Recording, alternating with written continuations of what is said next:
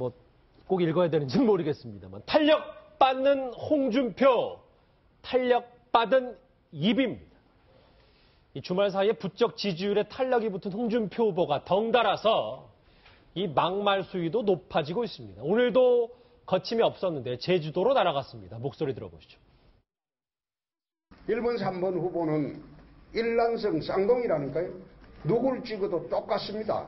지금은 좌파가 3사람이 나왔습니다. 3대1 구도인데 그 구도에서 우리가 못 이기면 제주 앞바다에 들어가야죠. 내 상황이라고 했으니까. 이제 박주의 정치 인생도 이번이 끝입니다. 더 이상 여의도에서 요물처럼 그래 좀 안 해줬으면 합니다. 네, 허 교수님이 저 모습이 오늘 제주도 유세 현장 모습이었는데 잘 보셨는지 모르겠지만 넥타이를 그동안 바짝 매다가 다시 좀 풀러서 맸어요. 그만큼 또 말에 좀 수위도 높아지고 있는데 저희가 어떻게 분석을 해봐야 될까요? 그렇습니다. 넥타이를 좀 풀었다는 건 이제 자신감의 회복이나 이렇게 봐야죠. 이제 내 페이스대로 가겠다. 지지율이 오르고 있으니 뭐 걱정 없이 달린다 이런 이야기고요. 또 지지율이 오르는 만큼 말씀도 더 거칠어지는 것 같아요. 뭐 어제 오늘 뭐 계속 좀 거친 말씀들하고 욕설도 좀 많이 했어요. 근데 평소에 워낙 거친 말 욕설을 하시는 분이 되니까 이분은 욕설을 해도 다 국민들이 예사로 생각하는 게 많아요. 평소에 많이 그렇게 거치게 하시니까. 근데 이제 뭐 일부에서는 뭐 지금 뭐 언론도 뭐 일부 없애버리겠다 집권을 하게 되면은 여론조사 기관들도 뭐 혼을 내주겠다 이런 정도의 말은 좀 너무 지나친 것이 아닌가. 그래서 이 대통령 후보로서의 뭐 아무리 표를 의식하고 지지세를 결집한다 하더라도 특히 뭐 언론 몇 개를 없애겠다 이런 것은 좀 지나친 편이다. 그래서 일부에서는 뭐 이런 말씀도 있습니다. 뭐 이렇게 지나치게 막 나가시는 말씀은 거의 뭐 조선왕조의 어떤 폭군을 연상할 수준이 아닌가. 그래서 대선 후보 뭐 득표가 중요하긴 하지만 조금은 좀 자제하고 정제된 말씀을 써주시면 좋겠다.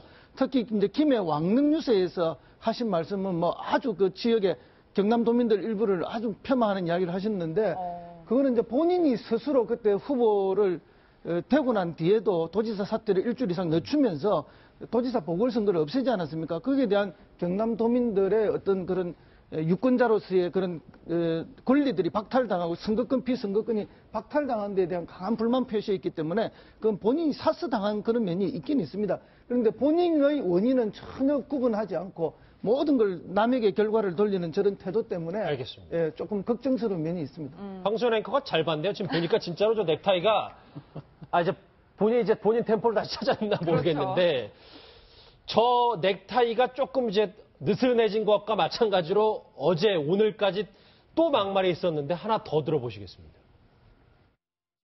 그러면 여론조사 기관은 내가 출마 선언할 때 8%였는데 얼마 전까지 계속 8%야. 이런 도둑들이 어딨나? 이런 내가 집권하면 이거 없애버린다고. 그리고 홍준표가 대통령이 되면 언론도 겁이 나죠. 그러니까 어떻게 해서라도 대통령 안 시키려고 온갖 들을 다 해요. 퇴임하는 날 앞에서 소금을 뿌리지 않나. 에라 이게 도둑들이 말해. 대통령. 우리가 대선 후보들 이제 목소리를 들으면서 삐 처리는 진짜 웬만하면 안 하는데 야, 홍준표 후보가 지금 몇 번 삐가 나왔는지 모르겠어요. 이현정 의원님. 네. 앞으로 8일 남았는데 더 세질 거 아닙니까? 더 험악해지면 어떡합니까? 글쎄 뭐 노래방도 아니고 뭐 유세하시면서 계속 노래를 부르고 다니시고 또 이렇게 여러 가지 또 말도 보면 그 뭐 어떤 친근감의 표현이라고 하지만 좀 대권 후보로서 정말 이게 우리가 참 입에 담을 수 없는 이야기들을 많이 하시는 것 같은데 어떤 면에서 참 보수의 품격 뭐 이런 것들 다시 한번 생각해 보게 합니다. 그렇지만 일단 이게 지금 뭐 어느 정도 목표 들어간다고 생각하기 때문에 뭐 계속 뭐 제가 볼 때는 선거 끝날 때까지도 본인은 저런 식으로 해서 하여튼 좀 그 보수층들을 끌어안겠다 뭐 이런 전략 같아요. 근데 참 우려되는 것은 지금 뭐 함부로 없애겠다 뭐 이런 이야기를 하는데 특히 이제 보수의 가장 기본적인 것이 법치 아니겠습니까? 그렇죠. 법에 따라서 모든 걸 하는 것인데 본인이 무슨 권한으로 여론사를 없애고 무슨 권한으로 무슨 방송을 없애겠다는 겁니까? 그런 것 자체는 무슨 독재를 하겠다는 이야기밖에 되지 않는데 뭐 최근에 보면 하여튼 이 말 자체의 어떤 뭐 그동안 여러 가지 좀 그 플러스된 요인 측면들이 있지만 제가 볼 때 홍 지사가 이제는 조금 국민 전체를 보는 선거를 해야 되지 않겠는가 싶어요. 물론 뭐 선거로서 흥미는 있고 재미는 있을 수 있겠지만 저는 어떤 품격 자체가 결국 우리 정치에 대한 혐오감들을 더욱더 증대시키는 것이 아닌가라는 그런 우려스러운 대목입니다. 예. 이종구 실장님, 네. 이렇게 뭐 후보 본인은 강한 말을 쏟아내고 또 가족들의 모습을 보면 돌아다니면서 이제 노래도 하고 뭐 춤도 추고 이런 유세 모습들이 보이더라고요. 네네. 이게 일종의 유세, 뭐 선거 유세 전략이다. 저희가 이렇게 평가를 해야겠죠. 놀라운 전략이죠. 다 돌이켜보면 홍준표 후보가 시작했을 때 얼마나 어려운 환경이었습니까? 박근혜 대통령 탄핵되고 구치소에 수감되고 그런데 홍준표 후보가 받아야 될 지지 기반의 가장 큰 것이 대구 경북 지방이잖아요. 뭐 물론 부산 경남도 있지만 그런데 처음 시작도 굉장히 단단히 미약한 데서 시작했는데 아까 참 홍준표 후보 언론 비판 많이 하셨는데 네. 사실은 언론의 힘을 가장 많이 받으신 거 아니에요? 그 미미한 숫자에서 그렇게 막말을 했는데 언론 기자들이 다 받아주고 해서 그것이 노이즈 마케팅이 됐고 또 바이럴 마케팅은 또 노려서 점점 더 수위가 세지고 그러면서 사실은 그것과 그다음에 잘 아시잖아요. 언론은 누구도 돕고 누구도 안 돕지가 않잖아요. 그렇죠. 그런데 그것을 어떤 면에서는 언론은 가장 잘 이용할 줄 아는 후보 아니었어요? 이용했다. 그렇죠. 그리고 여론조사도 역시 마찬가지고 그래서 사실은 투트랙이죠. 아까 그 부인 말씀하셨지만 딴 후보들은 뭐 여러 어떤 다양한 전문가도 있고 또 뭐 그 의인의 어머니도 있고 하지만 홍준표 후보 제일 먼저 찬조 연설을 누구로 했습니까? 부인으로 했어요. 다분히 자신이 아까 그 어떤 마초 같고 막 그런 여성 폄하에 대한 어떤 이미지를 상쇄하고자 부인을 가장 적극적으로 좀 끌어들이는 후보 아니겠습니까? 아들 문제와 역시 마찬가지예요. 아들 끌어들여서 내가 가정 하나는 이렇게 잘 지킨다. 아들이 나를 가장 존경하는 사람으로 얘기한다. 이렇게 얘기함으로써 자신은 막말을 하면서도 부인과 아들로 하여금 따뜻한 가정의 어떤 이미지, 가장의 이미지 이렇게 보완하면서 투트랙으로 가는 그런 전략이겠죠. 예. 그러니까 뭐 여기 계신 분들도 다 홍준표 후보가 뭐 토론회 끝나고 뭐 나는 졸려서 집에 먼저 가겠다 이런 건 시원한데 저런 험악한 말들은 좀 자제했으면 좋겠다는 거잖아요. 뭐 지역주의 조장 발언도 했었고 그동안 TK에 집중했던 홍준표 후보가 사실 가족들도 이 선거판 유세에 동참하는 게 있습니다. 화면으로 만나보시죠. 곳에 가서 자 건절 한번 하세요. 건절 차렷 경례 절도 잘한다. 절도 잘한다. 감사합니다. 또 춤 한번 출까요? 왜냐하면은 국민을 향한 준표 사랑은 특급 사랑이네. 강한 정부 주십시오. 대통령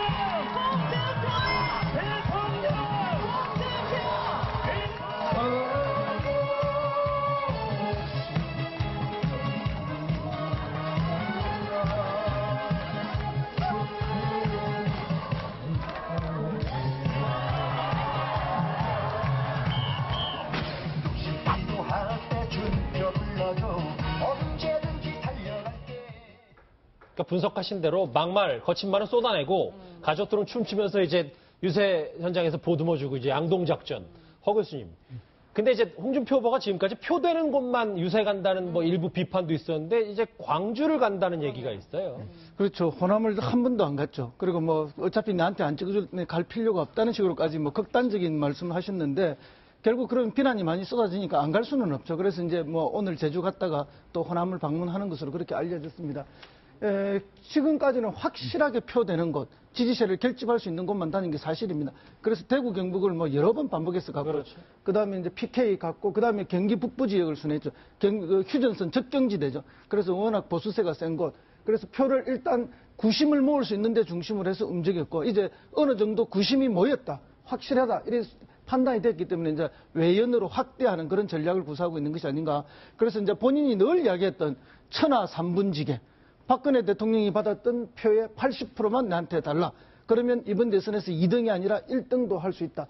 그래서 지금까지 왔던 그런 세대 구도라든지 정책 대결의 그 초반 선거 분위기를 완전히 뒤집어서 이제는 이념 구도, 지역 구도를 확실하게 만들어가고 있다. 그렇게 보여집니다. 예, 박 변호사님 네. 이렇게 뭐 홍준표 후보가 뭐 거친 말을 쏟아내니까 문재인 캠프 측에서도 가만히 있지 않았어요. 뭐 사퇴해야 된다 이런 취지 얘기도 했더라고요. 이제껏 애써 외면도 아니고 크게 대세하고는 상관이 없다고만 판단한 것 같아요. 대지 관련해서 그때 한번 발언했는데 그 이후에 지금 처음으로 지금 아마 공격을 좀 하는 것 같습니다. 지금 문재인 캠프에서는 국민의 얼굴을 먹칠할 불량 후보다 이렇게 하고 또 여론조사 업체에 협박하고 이런 것들은 정말 안 된다라고 얘기를 하는데 그만큼 홍준표 후보의 어떤 상승세가 조금 많이 온 게 아니냐라고 문재인 후보 측에서는 판단한 것으로 보이고요.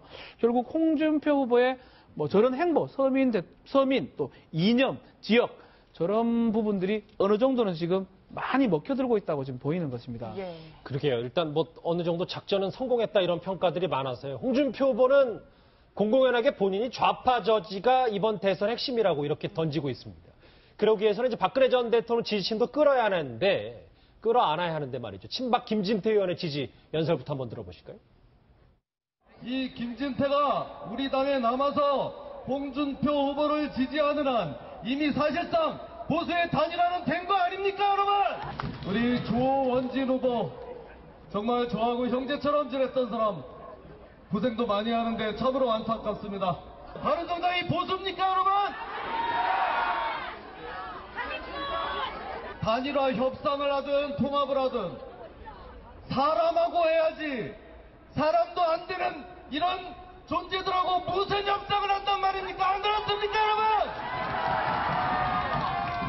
네, 뭐 이현정 의원님 네. 일각에서는 박사모의 지지가 홍준표 후보에게 갔다라는 말도 있고 또 이 모습을 보니까 홍준표 후보가 왜 박 전 대통령의 건강 이상설을 제기하는가 싶기도 하고 여러 생각이 드네요. 예. 그렇죠. 이제 어쩌면 태극기 집회 세력들의 어떤 지지를 받기 위한 뭐 어떤 전략적 연대라고 보여지는데 한편으로 보면 홍준표 후보한테 상당히 좀 양날의 칼이 있는 것 같아요. 왜냐하면 지금 이제 지지도를 좀 더 높이는 데는 뭐 플러스가 될 겁니다만은 또 한편으로 봐서는 결국 지금 자유한국당이 그동안 친박들을 좀 쫓아낸다든지 징계한다든지 그러면서 뭔가 좀 개혁을 한다든지 이게 다 이제 도루묵된 거 아니겠습니까? 예. 결국 예전에 새누리당으로 다 돌아간 것이죠. 그러니까 뭐 더 이상 자유한국당이라고 당명도 바꿀 필요가 없을 정도로 사실 새누리당화 돼버린 거 지금 아니겠습니까? 도로 새누리당이다. 그렇죠. 왜냐하면 지금 뭐 나갔던 친박하고 다 합쳐져서 지금 아무것도 없이 또 본인 스스로 탄핵이 잘못됐다고 이야기를 하고 있고 그다음에 헌법재판의 탄핵 결정문을 무슨 자범들 지금 뭐 결정문이라고 그렇죠. 이야기를 하고 있는 걸 보면 결국 이제 원점으로 다 돌아간 것이죠. 근데 과연 이제 친박들이 홍준표 후보를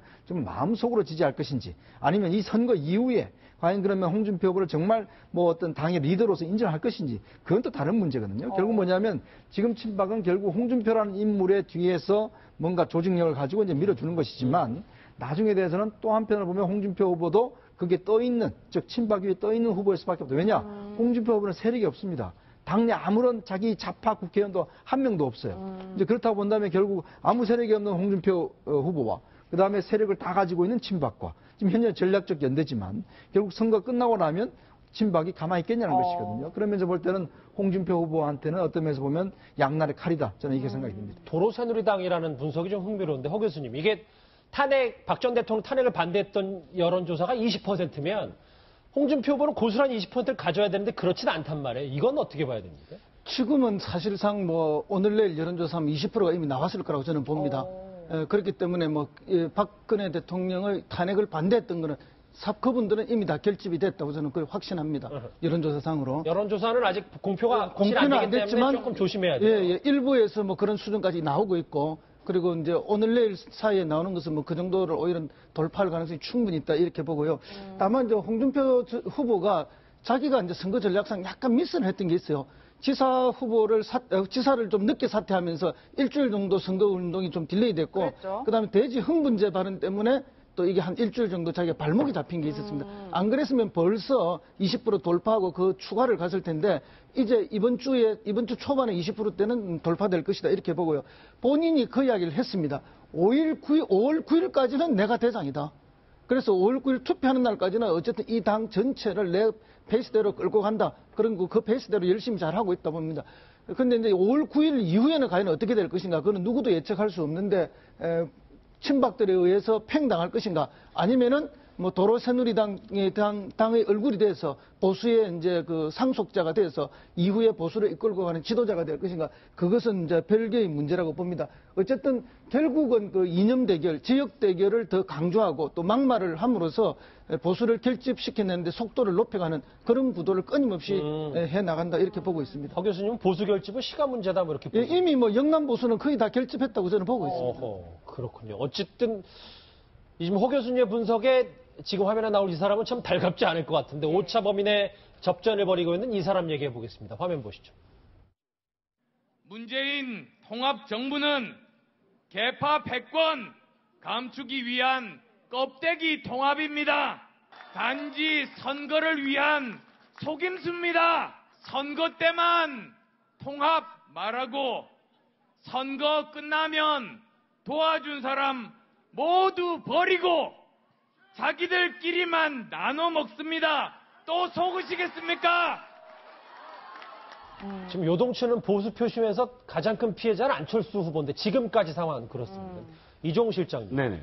김종인 전 대표를 영입한 게 뭐 신의 한 수다 악수다 여러 평가는 많지만 예. 그걸 다 차치하고 나서 두 사람 말이 다르면 안 되지 않습니까? 네, 그렇죠. 지금 가장 크게 이 시너지 효과를 보여야 할 것이 두 사람의 화학적 결합이에요. 그러니까 처음부터 좀 삐그덕거렸다라는 느낌이 왜 드냐면, 자, 이렇게 중요한 승부수라면 두 사람이 같은 공간에서 함께 이야기를 해야 되는데, 안철수 후보 먼저 이 정론관에서 이 인터뷰를 하고, 그 다음에 이틀인가요? 이틀 후에 그 김종인 대표가 따로 인터뷰를 하고, 이 광경도 사실은 기자들이 좀 현장 취재 기자들이 이해가 가지 않았거든요. 아, 이렇게 중요한 얘기라면, 이야기가 다 통합이 됐다면 함께 하는 것이 좋지 않겠느냐. 자, 형식은 또 그렇게 됐다고 치고, 나중에 김종인 대표가 홍준표 후보와 관련해서 기자들이 집요하게 물어봤어요. 보니까 2번 연달아 질문을 했는데,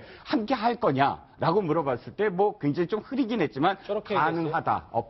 배제하지 않는다. 배제하지 않는다. 이렇게 말을 흐렸지만 배제하지 않는다는 건 긍정이지 않겠습니까? 그런데 이거를 갖고 당장 또 더불어민주당에서 비판의 목소리가 높아지고 댓글도 막 뭐 비난의 어떤 댓글이 달리자 바로 이제 그 안철수 후보가 좀 수습을 했죠. 국정 파트너 아니다. 더군다나 이제 박지원 대표까지 완전히 부정을 했습니다. 그런 건 절대 아니다. 와전됐다라고 표현을 해요, 이게. 그러니까 그렇다고 이 김종인 대표한테 말 잘못했어! 이렇게 하는 게 아니라 말을 와전돼서 보도됐을 뿐이다. 이렇게 지금 보충이 됐는데, 문제는 이렇게 중요한 일을 이 일주일도 안 남은 이 시점에서 한 8일 남았나요? 이 시점에서 갑작스럽게 이 승부수를 띄웠다가 서로 말을 안 맞는 그런 엇박자의 모습을 보여줬다는 건 사실 너무 급하게 이게 조율도 안 된 상태에서 발표가 되었든지 아니면 동상이몽이든지 아직도 그렇게 보여질 수밖에 없는. 근데 지금 보면 안철수, 박지원, 김종인 이 세 사람의 말들이 조금씩 다 다른 것 같아서 이렇게 해서 이현정 의원님 지금 안철수 후보 좀 떠나간 토끼들 다시 몰 수 있겠습니까? 일단 뭐 지금 사실 방법이 별로 없죠. 왜냐하면 이제 이 불치병이 있는 환자한테는 사실 이제 어떤 면에서 보면 독을 조금 씁니다.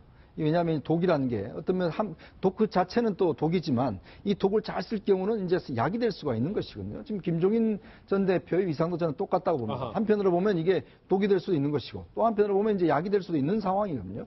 근데 문제는 정말 지금 어떤 면에서 보면 아까도 말씀하신 안철수 후보가 계속 지금 문재인 후보를 지금 비판하고 있잖아요. 근데 지금 사실 문재인 후보를 비판해서 문재인 후보 쪽에서 뭔가 가져올 수 있는 건 별로 없는 것 같아요. 제가 볼 때는.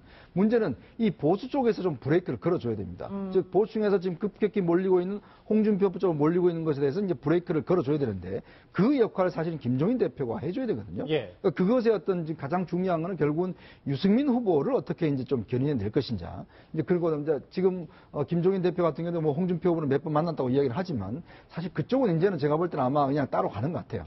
그렇다고 한다면 뭔가 그래도 연대를 하는 쪽, 우리가 역대 선거를 보면요. 항상 연대를 하는 쪽에 조금 플러스 알파가 마지막에 있습니다.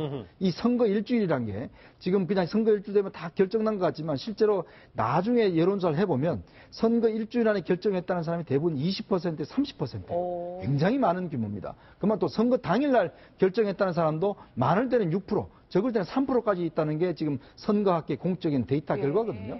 자, 그런 걸 볼 때도 여전히 저는 유동성이 있다고 봅니다. 그럼 여기서 지금 어떻게 할 것이냐. 이 문제인데 이제 성과를 내놔야죠. 자, 김종인 대표가 들어왔으니까 그럼 공동적으로 어떻게 할 것이냐. 어떤 사람과 함께 할 것이냐. 그러면 일단 1차적으로는 제가 볼 때는 바른정당을 빨리 견인해야 된다. 그렇지 않고서는 지금 왜냐. 사람 몇 사람하고는 될 문제가 아니에요. 일단 구도를 바꿔야 됩니다. 그러지 않고서는 저는 시너지 효과 안 난다고 보거든요. 그 도박을 지금 안철수 대표가 해야 되는데 지금 안철수 후보 입장에서는 이 있는 것 자체가 그냥 미련이 있는 거예요. 이게 조금 나가면 어떡하지?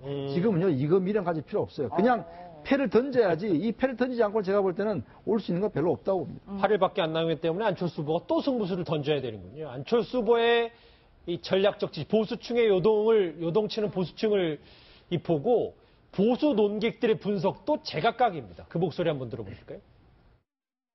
야, 안철수야, 조금만 네가 허리를 굽혀주라. 그러면 우리가 너 밑으로 연합할 수 있다. 그거는 보수들어 집단 자살을 하자는 것이다. 만일에 문재인의 당선을 저지하기 위해서 안철수를 찍어야 하는 상황이 오게 되면 다음 대통령 선거에는 이번에는 안희정의 당선을 저지하기 위해서 또 이상한 자를 찍어야 되는 상황이 오게 됩니다. 네, 사실 지금 상황이 실버크로스 얘기까지 나오고 있는데 안 후보 입장에서는 이 보수층 결집이 굉장히 필수적으로 필요한 과제일 것 같아요. 그렇죠. 허 교수님이 보시기에는 안 후보를 중심으로 보수층이 다시 결집할 가능성이 있다고 보세요? 저는 뭐 그 가능성을 매우 낮게 봅니다. 왜냐하면 보수가 바라는 뭔가가 있지 않습니까? 그 뭔가를 맞추어줄 때 보수층이 결집을 할 수 있는데 안철수 후보가 그걸 계속 지금 못 맞춰주고 있었어요. 그걸 맞춰줄 수 있는 또 타이밍이 있지 않습니까? 그 타이밍이 결정적인 순간이 골든 크로스가 일어날지도 모른다고 했던 2, 3주 전에 그때 문재인 후보의 턱밑같이 쫓아갔을 때 그때 만약에 이런 결집을 할 수 있는 여러 가지 안을 던졌더라면 예를 들어서 그때 김종인 대표를 영입을 해서 뭐 통합추진위원회 위원장을 맡긴다 또 이렇게 뭐 통합정부를 구성하면서 연정을 하겠다 이런 걸 막 던졌으면 보수들이 대거 안철수 중심으로 결집을 했을 겁니다. 근데 그 시기에는 될 것 같으니까 그냥 우물쭈물하다가 시간을 보내버린 거죠. 그리고 급격하게 지지율이 떨어지는 이 시점에 와서 이렇게 하겠다니까 샤이 안철수에서 샤이가 떨어져 나갈 수가 없는 거죠. 물 들어왔을 때 노를 좀 줬었어요. 그렇습니다. 그러니까 이미 물이 빠지고 있는데 이제 노를 저으려 하니까 이 배는 이미 저 뿌리 위에 올라가 있는데 저어지는 게 아니죠. 그래서 백약이 묘효가 아닌가 그렇게 여겨집니다. 그래서 이제 조갑재 전 이 기자분이 이제 이야기했던 거는 선거 초기의 이야기고 그때는 안철수 후보가 상승 국면을 타고 있을 때 이야기고 지금 정규재 또 논설위원이 하시는 말씀은 지금 시점 아닙니까? 그러니까 타이밍상 보면 각각은 그때는 맞는 말이었지만은 지금 두 개가 전혀 다를 수밖에 없는 상황이 놓여 있는 것이죠. 그러나 저러나 정기전 TV는 참 오랜만에 보네요. 그죠? 이 지지율 호소하느라 어쨌든 안철수 후보도 동분서주하고 있는데 아직까지 성과는 지금 뚜렷하진 않아서 김종인 전 대표의 노력도 절실해 보입니다.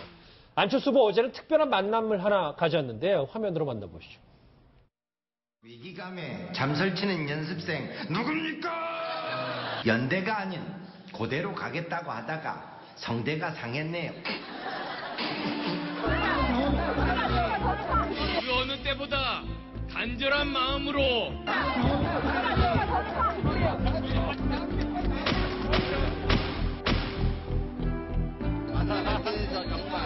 영광입니다.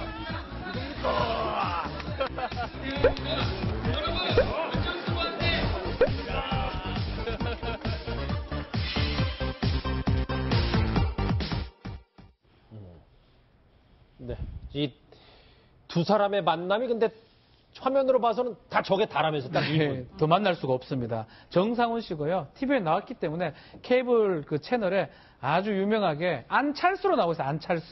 안철수로 나오면서 각 당의 후보를 조금 패러디하는 그 정상훈 씨인데 정상훈 씨는 유명인입니다. 뭐 개그맨인지 제가 방송인으로 보는 게 맞는 것 같은데 이 유명인이 만약에 유세장에 같이 와서 선거운동을 하게 되면 등록하지 않고 그렇게 하게 되면 기부행위 같은 게 돼버립니다. 선거부 위반이 될 수 있기 때문에 유세하기 직전에 저렇게 만나서 악수하는 걸로 더 이상은 하지를 못하고요. 근데 안철수 후보가 안철수를 잘 몰랐는 것 같아요. 누굽니까? 하는 거 보니까 그래서 뭐 그 부분은 좀 재밌는 모습으로 보입니다. 지금 유머 치신 거죠? 예, 죄송합니다. 예. 악화는 괜찮습니다. 네. 어찌됐건 홍준표 후보도 이제 막말로 본인 집토끼를 잡고 있는데 다음 주제로 만나볼 이 사람도 이제 표 확장 대신 집토끼에 나선 것 같습니다. 다음 주에 바로 확인합니다.